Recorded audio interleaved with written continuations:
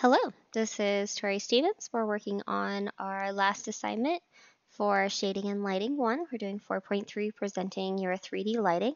So we're going to go ahead and open up Maya and Nuke, and I'm going to show you a few things that we learned this month. I can't wait. I hope you guys enjoy it. All right, so I have Maya opened up. I had previously set my scene. So I do that by opening a scene. You set the project. We have it set to Victoria Stevens 3.2. And then I opened up my environment lighting folder. So we're going to talk about a few things that we learned. Basically, as you can see in this image, we put an entire picture around it to get a lighting source from all these different objects. We did that by going up here. We added a Pixar dome light, and then we added an image into the dome light. So if we were to create a dome light, well, it created it on top of that one. So we're going to actually hide that one underneath it. There we go. So you see we just have this totally blank Pixar dome light. We would go over here to the attribute editor, color map, and then we would choose an image and import that image in. I already have my image, so we're going to go ahead and delete that, bring my image back. I chose this one because it makes a better night scene, and that's what I was working on over here in this image. I'd have to say there's a lot of really cool tools and tricks to Maya. We definitely haven't learned all of them. I haven't even started. I don't really have a favorite. I would just say that I have enjoyed learning how to fix all the stuff that I break, because I seem to break a lot of stuff, like especially these doors right here. As you can see, if we select them over here in this group, and then we turn on this, we can open or close the doors. And I definitely broke them a few times and like took the whole door off its hinges. That was cool. So now we're just going to go over here. I'm going to put the door back because I want it closed for my particular image. Another thing we've been working on is like making sure that the lighting scene looks good. I had my telescope more off to the right in an earlier image that I did, so we're going to do it a little different in this one to create more symmetry. So as you can see, if we render this image, we have a couple of lights going. So we've got a rectangular disc light that's down here, and it's putting the light underneath the balcony. And then we have a sphere light that's creating the light coming out through the windows. Now, let's say we wanted to make that a little stronger. We would go to our attribute editor.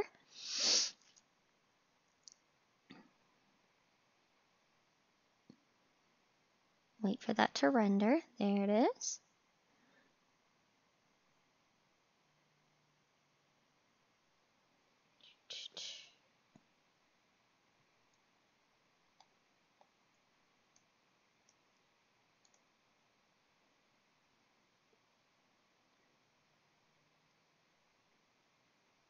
I'm sorry, my connection to Maya has not been that great today. It doesn't seem to want to do what I want it to do.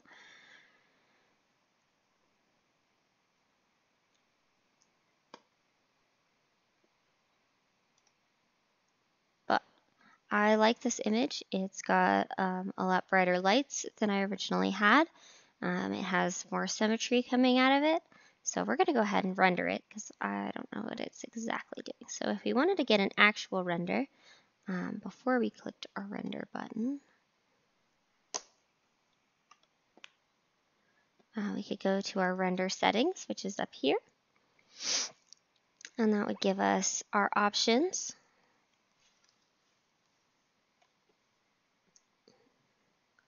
Down here.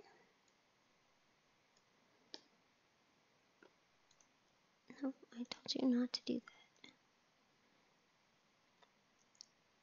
And here we go. So we're going to check and make sure everything is set up the way we want it. So we've got our max samples. We're probably going to do like I did a higher one because I was doing a smaller image, but just for this one, we're probably going to do 580. And then set these to 4, 4. Making sure our lighting samples, we're going to make sure we've got this one selected because this is the panel that we're going to be using for this render. And then we're going to select the render button.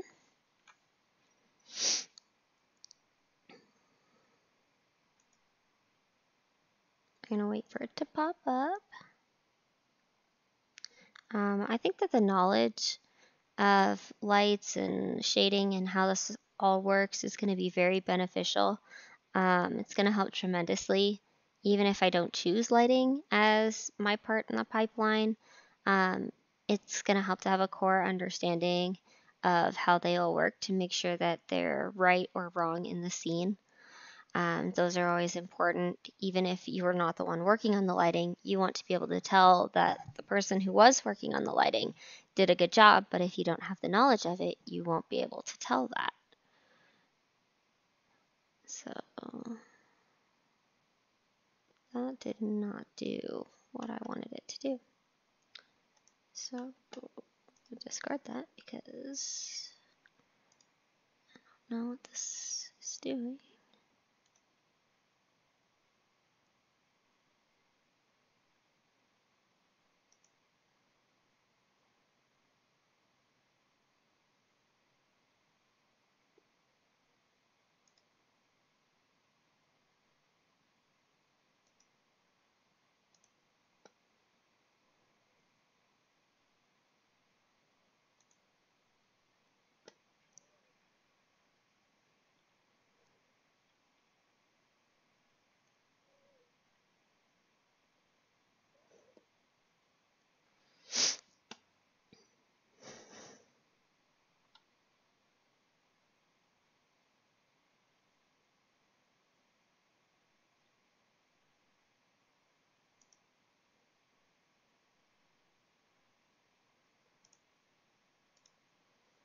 There we go. Sorry about that, you guys. I had it set to the wrong camera. Okay, now that I got it set to the right camera, we'll go ahead and render it.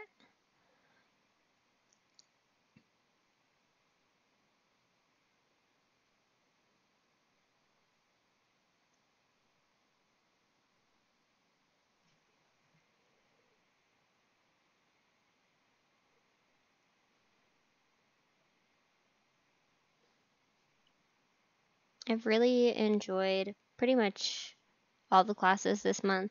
I'm really proud of all the images that I've made. I think that they've all come out really well. Back that up a little bit so we can actually see it. There we go. Oh, that's looking nice. All right, so we're gonna leave that to do its render and close Maya for a minute because it is not happy with me right now, but that's okay. So we'll talk about a few other things. So these are a couple of the images that I rendered in Maya. We worked on some character lighting.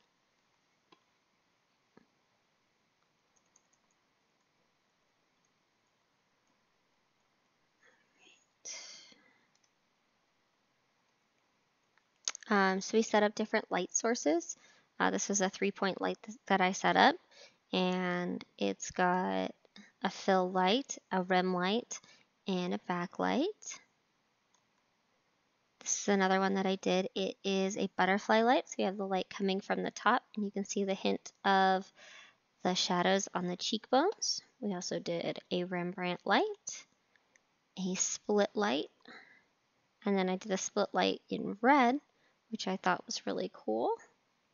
And then this is another 3-point light, but I also set up the background, so the background had a really nice light coming from it too. Then these are really cool. We ended up putting those images that I made that first one and put it in Nuke.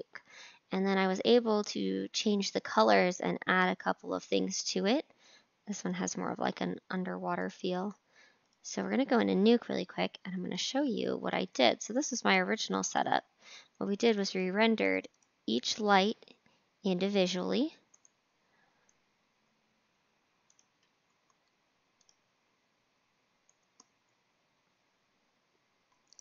My computer's going a little slow because it's rendering that other image in the background, so it's a little unhappy with me right now. And once we put them all in there separately, we were able to add more nodes to enhance them. So I'm going to go in here and show you what we did. So these were each one of the ones. We had our main light, I had my fill light, my rim light, and my backlight. We added our exposure nodes to make sure it would read them all correctly. Then we merged them all together. I set up little things to make sure I knew which category they were going in. Then we set up the exposure. And as you can see, if I click in here, it's not quite done yet. That's before we added a transform onto it, and we did this blur out on the edges to make it look really cool. And see how it gets darker around the edges? So I definitely have enjoyed working in Nuke. I think it's really fun. Editing in Nuke, so far, I'm not a fan of Photoshop, and whereas the layers might be a little similar to Photoshop, you have a lot more options in Nuke of things that you can do. So I wouldn't technically compare them. Maybe once I get more proficient at both, I can have a better comprehension of how they both compare to each other. A couple other cool things that you can do with Nuke is you can transfer to things easily. So I have these set up with my first image, my second image, and then my third image, so we can click through them really easily. So that's pretty cool. Nuke's really awesome.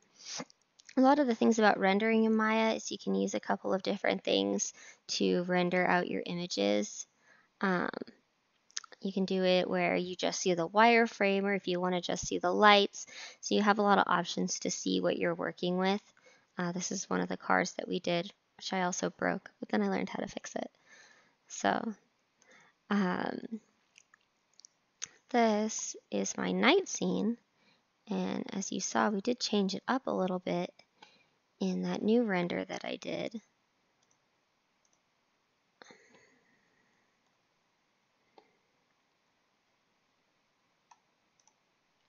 And we did it more from the top.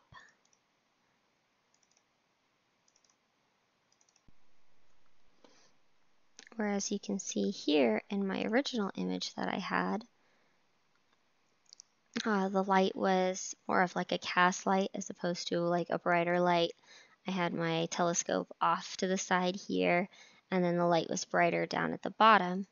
But as you can see from this one that's being rendered right now, we changed a few things to add the symmetry. We closed the windows, made it brighter, moved the telescope into the middle, and then made the cast light underneath a different color, so it kind of made a good contrast with the actual light that we had going. We also did a few things in Unity. This is one of the images that we made in Unity. It has just working on shapes and lighting and adding things in there. Hopefully I will get more proficient at Unity. It hasn't quite been my best friend. So those were a couple things that we learned this month. I'd have to say the most challenging part of the class probably was Unity. I hope to continue to get a better understanding of it. I feel like what I've learned in Maya and Nuke has helped to prepare me for Unity, although I feel that since they're different, it is going to be a little bit of a struggle, but I'll get through it. But understanding one is going to help understanding the other for future projects. We did pull up some lights. We worked on a few things. These were the lights that I did in Unity. If I can get them to pull up, there we go. So we had the split light and then the Rembrandt. I think the difference between Unity is I felt like I had a lot more control in Maya of where my lights were going and how to set them up, as opposed to being in Unity, but I will continue learning. Show you these lights really quick. Sorry, I still had my face on.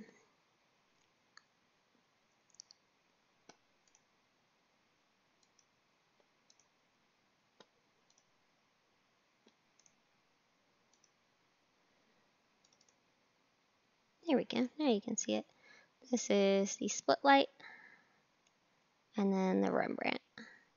And those are the two of the lights that we worked on. So I hope you enjoyed this video, and I hope you guys all have a great 4th of July.